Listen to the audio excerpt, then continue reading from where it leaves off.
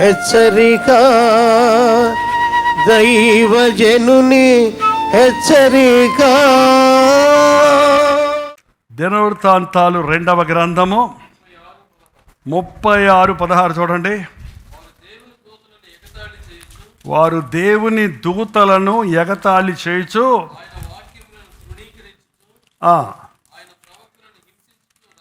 ఆయన ప్రవక్తలను హింసించుచు రాగా ఆ దేవుని దూతలు అన్న దగ్గర ఇంగ్లీష్ బైబిల్లో ఏముందో, తమిళ బైబిల్లో ఏముందో చదవండి.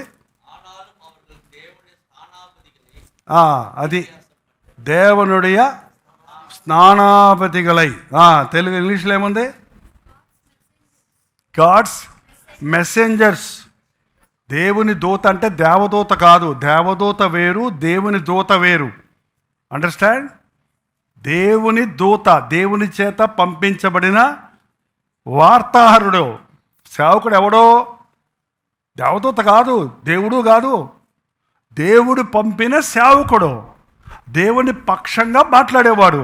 అందుకనే ఆ ఇర్మియా ఎహెజ్కేలు గ్రంథంలో యెహోవా ఇలాగు, నేను కాదు, ఇర్మియా ఇలాగు సెలవిచ్చిరని లేదు, ఎహెజ్కేలు ఇలా సెలవిచ్చిరని లేదు. ఎవరు సెలవిచ్చాడు? యెహోవా ఇలాగు సెలవిచ్చుచున్నాడని దేవుని మాటలు తెచ్చేవారిని ఎగతాళి చేయొచ్చు. ఆయన వాక్యమును, చెప్పిన వాక్యమును తృణీకరించచ్చు, ఆయన ప్రవక్తలను హింసించుచు రాగా నివారింపశక్యము కాకుండా యెహోవా కోపము ఆ జనుల మీదకి వచ్చెను. ఎంత భయంకరమో! నోరు జారకండి. అనవసరంగా మనకు తెలియని సేవకుల గురించి మనం ఎందుకు మాట్లాడాలి? ఎవరవనివ్వండి, ఏ సేవకుడు అవనివ్వండి, నేను కూడా I have to be controlled. I may be against their preaching and the ministry, the way they do the ministry, but I'm not against them. We have to honour. ఏ సేవకుడైనా, మంచి సేవకుడు, చెడ్డ సేవకులని మనమేం పేర్లు పెట్టక్కర్లా. చెడ్డ సేవకుడు ఎవరో, మంచి సేవకుడు ఎవరో తేల్చే రోజు ఒకటి ఉంది. ఏంటండి? వారి క్రియలను బట్టి, వారి సేవను బట్టి, వారి యొక్క వస్త్రధారణను బట్టి, వారి యొక్క స్థాయిని బట్టి మనం తీర్పు తీర్చకూడదు. దేవుడు చూస్తున్నాడు, వారి ఫలములను బట్టి తీర్పు తీర్చమన్నాడు. కానీ మనకు ఫలాలు కనపడవే. ఏ సేవకుడి సేవలో ఏ ఫలం ఉంది? ఎంతమంది ఆత్మలను రక్షిస్తున్నాడు? ఎంతమంది నిజంగా దేవుని రాజ్య వారసులు అవుతున్నారు? ఎంతమంది ఆధ్యాత్మికంగా రక్షించబడుతున్నారు? ఎంతమంది మేలులు పొందుతున్నారు? ఎంతమంది యేసును ఎరుగుతున్నారు అనేది దానిని బట్టి ఒక సేవకుని చూస్తాం. అది కూడా ఐ కాంట్ సే 100% నా సేవలో చాలామంది రక్షించబడ్డారు కాబట్టి నేను మంచి సేవకుని అనుకుంటే నేను బుద్ధి లేనండి. నేను వాడే దేవుని నామం వలన దేవుని సేవలో అభివృద్ధి చూస్తాం, కానీ నన్ను బట్టి కాదు. ఎవడైనా వాడుకుంటాడు. గాడిదను కూడా వాడుకున్నాడు దేవుడు. ఏంటట? మాట్లాడాలంటే గాడిద కూడా వాడుకున్నాడు దేవుడు. అది కూడా కాదు.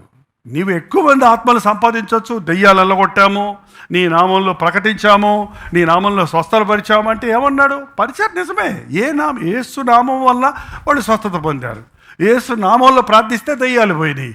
యేసు నామం ప్రకటిస్తుంటే ఇంతమంది వస్తున్నారు. ఇంతమంది వచ్చింది జైపాల్లో ఏముందని వచ్చారంట. ఏముంది? నా దగ్గర ఏముంది? వాక్యం ఉంది. వాక్యాన్ని బట్టే ఎవరైనా సరే అంతే. వాక్యము ఆల్ ద క్రెడిట్ గో, సమస్తమైన ఘనత మహిమ దేవునికే, ఉతపదమైపోయింది అనేస్తారు అందరూ. కానీ మనం చేసేది ఏమీ లేదు. మనం ఆయన చేతుల్లో వాడుకున్న బోర మాత్రమే. నేను వాడే మైకు ఒకవేళ దీనికి వాయిస్ ఇస్తే, నేను 10 సంవత్సరాల నుండి ఎన్ని ప్రసంగాలు చేశానో తెలుసా, ఎన్ని పాటలు పాడానో తెలుసా కల్వరి చర్చిలో అని చెప్పుద్ది. ఇది పాడిందా? మరి ఇది లేకపోతే పాడింది వెళ్తుందా స్వరం బయటికి? దీనిని వాడుకున్న మైక్ని, కానీ పాడింది జైపాలు. కానీ ఈ పాట దీని ద్వారా ఇంతమందికి వినపడింది కాబట్టి ఇది నేనే పాడాను అని ఎగిరింది. దానికి ఎట్లుంటుంది? అట్టగా ఉంటుందండి. ఒక సేవకుడు దేవుని చేతుల్లో బోరలాంటోడు. మాట్లాడేది ఎవరో, జరిగించేది ఎవరో ఆయన. అందుకే దేవునికి సమస్తమైన ఘనత మహిమ మన జీవితాల్లో చెల్లించాలి. మనుషులు మెచ్చుకున్నా నొచ్చుకోవద్దు, మనుషులు మెచ్చుకున్నా ఎగిరిపడొద్దు, మనుషులు నొచ్చుకున్నా దిగులు పడొద్దు. నరులు ఏమి చేయగలరు? నన్ను అందరూ చప్పట్లు కొట్టినంత మాత్రం నాకేం ప్రమోషన్ రాదు, అందరూ గొప్ప దైవజనుడు నువ్వు అన్నంత మాత్రం నాకేం మేలు కలగదు. ఎవరు నువ్వు అందంగా ఉన్నావు, నువ్వు చక్కగా ఉన్నావు, నువ్వు భలే పాడతావు, నువ్వు మంచి విశ్వాసివి, నువ్వు మంచి సేవకుడు, నువ్వు చాలా డబ్బులు ఇచ్చావు, కానుకలు ఎక్కువ ఇచ్చావు అని పాస్టర్ గారు నిన్ను మెచ్చుకుంటే అయిపోయిందా నీకు? దేవుడు మెచ్చినవాడు ధన్యుడండి. మన నరులు నమ్మొద్దు, లోకంలో నమ్మొద్దు. లోకంలో మనుషులు ఏ రీతిగా ఉన్నా సరే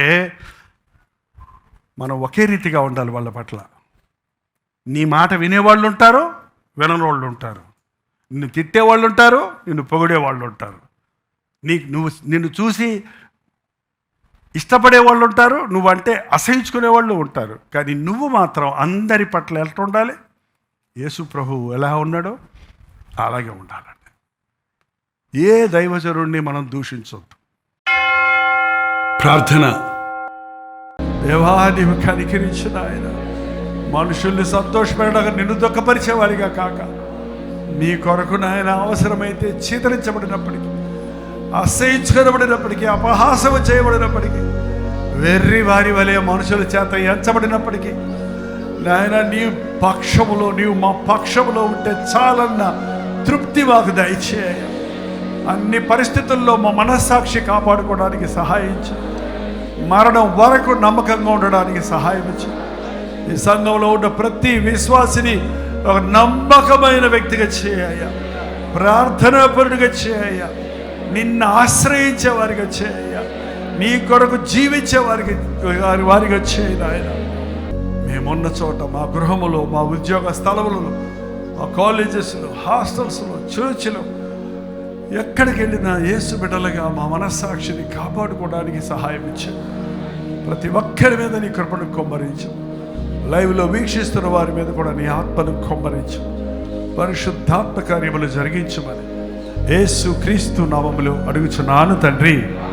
మన తండ్రి అయిన దేవుని యొక్క ప్రేమయు, కుమారుడైన క్రీస్తు యొక్క కృపయు, ఆదరణకర్త అయిన పరిశుద్ధాత్మ యొక్క సహవాసమును కూడి వచ్చిన మనందరికీ ఇప్పుడును సదాకాలమును తోడై ఉండును గాక.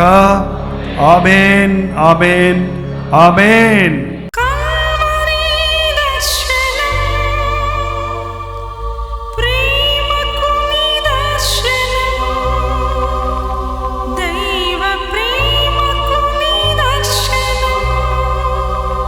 తెలుగు, తమిళ, హిందీ, మలయాళం, బెంగాలీ, ఒరియా అనే 6 భాషల్లో టెలివిజన్ ప్రోగ్రామ్స్ కొనసాగుతూనే ఉన్నాయి. భారభరితమైన పరిచయంలో మీరు సహకరించాలని ఆశిస్తే, ప్రభువు మిమ్మల్ని ప్రేరేపిస్తే మీ విరాళాలు, కానుకలు డాక్టర్ జై పాల్ ఫౌండేషన్స్ అనే ట్రస్ట్ నెంబర్కి మీరు పంపించవచ్చు. అవి నేరుగా టీవీ ఛానల్స్కి వెళ్తాయి. అందులో ఏది నేను మా సొంత పరిచయం కొరకు ముట్టుకోవటం లేదు, వేరే పరిచయం కొరకు ముట్టుకోవటం లేదు. టెలివిజన్ పరిచయలో ఇంకా సువార్త వెళ్ళని వారికి అది అందించాలని ఆశతో ఒక 20 సంవత్సరాలుగా కొనసాగుతున్న పరిచయం కొరకు ప్రార్థించండి, మీ సహకారాన్ని అందించండి. ఈ విషయంలో మీకు ఇంకా వివరాలు కావాలంటే 89393939 అనే నెంబర్కి మార్నింగ్ 10 నుంచి ఈవినింగ్ 10 లోపల మీరు ఫోన్ చేయండి. వివరాల గురించి తెలియజేస్తాను.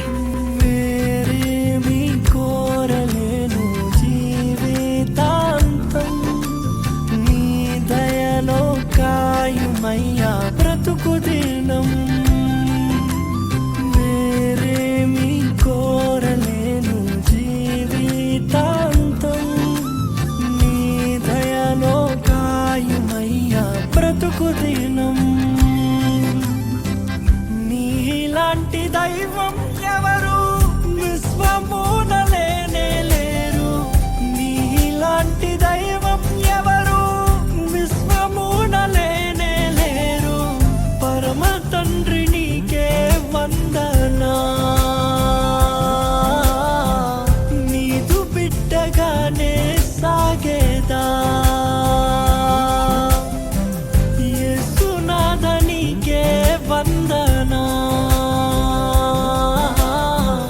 జీవితాంతం నీకై బ్రతికేదా.